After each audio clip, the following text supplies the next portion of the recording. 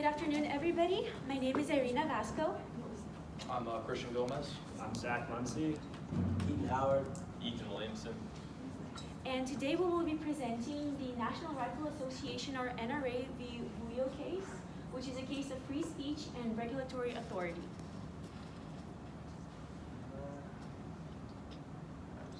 So let's start with some background.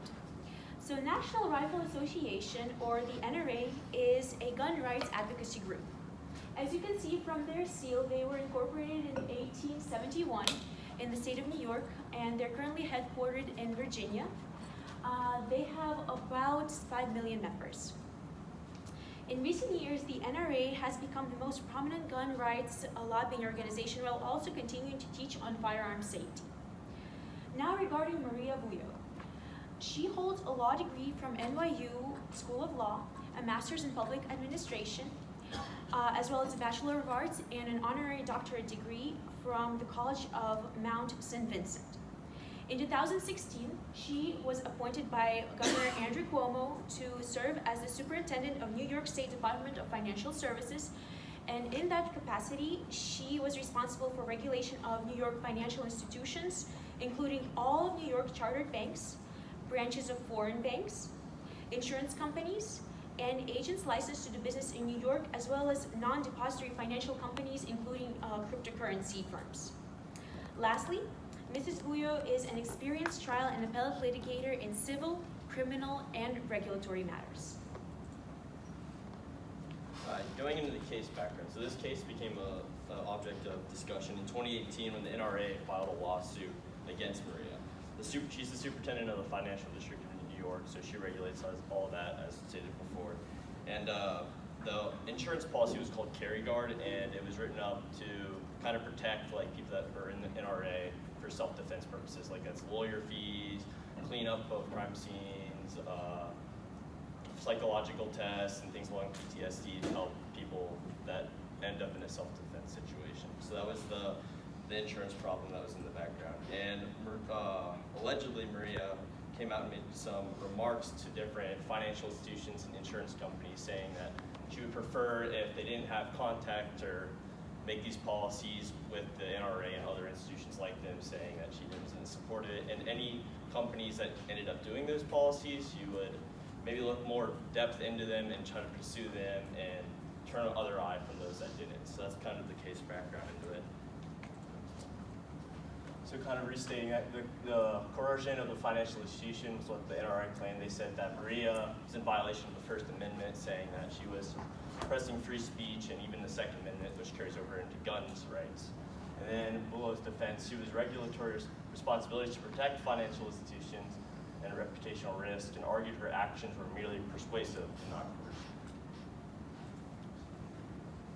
All right, so the legal issue before the court is whether the First Amendment allows the government regulator, like Maria Vullo, to threaten regulatory entities with adverse regulatory actions if they do business with a controversial speaker. So the controversial speaker is, in her eyes, the NRA, because of kind of what they stand for, a pro-gun group, basically very heavy on the Second Amendment. And kind of the two things that go into it is whether the controversial speaker, the government's own hostility to the speaker's viewpoint, or a perceived general backlash against the speaker's advocacy. In this case, it's that second part, kind of about what they stand for. This similar case was used to set the precedent in 1963 in Bantam Brooks versus Sullivan, that the government cannot use its power to threaten or coerce entities into suppressing disfavored speech.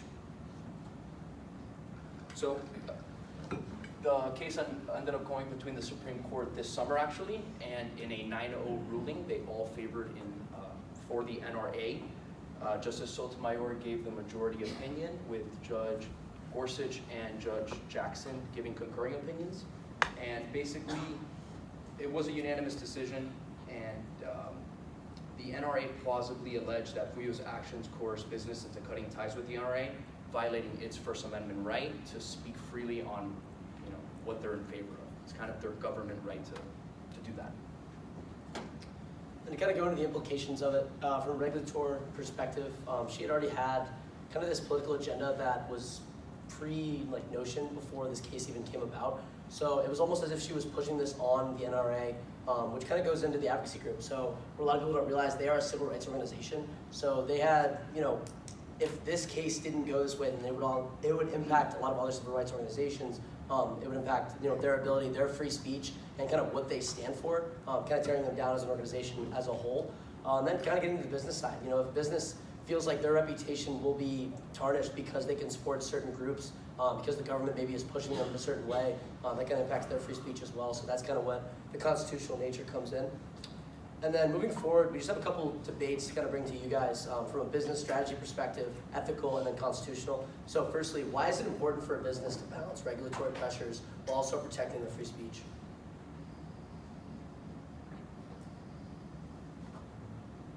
Dead silence.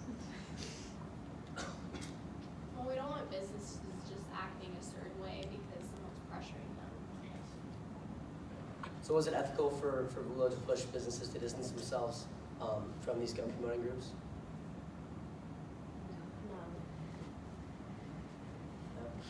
I think that's what the whole case was about, right? Like, it's not ethical because whether or not it's the NRA, but maybe in the future it's something pushing, maybe different. It's advocating for a different right.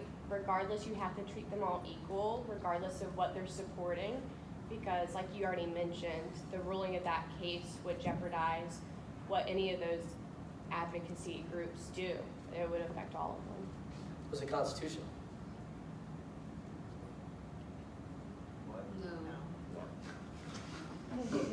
Good, you guys were paying attention.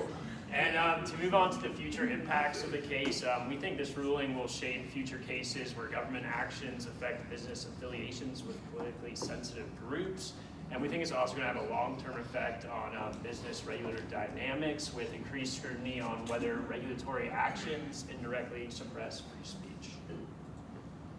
And then to conclude, First Amendment protections were reaffirmed with this case, and then limits on the regulatory power to influence business decisions through coercion were also talked about. And then it was also a landmark case in the intersection of regulation and free speech.